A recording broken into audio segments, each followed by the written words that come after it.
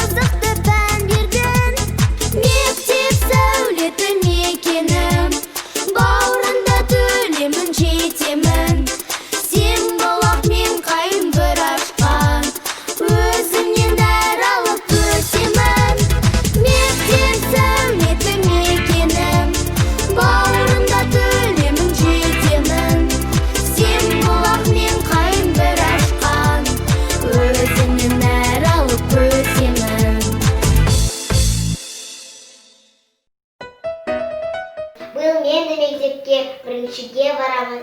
Вақтанбай мектепке дайындықтар қаламын.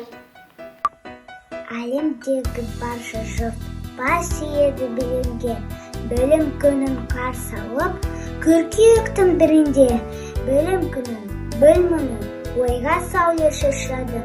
Барсамызға бұл күні мектеп есік ашады. Мектепке енді барамыз, біз оқушы боламыз. Жақсы оқып сабақты, киім бестік аламыз.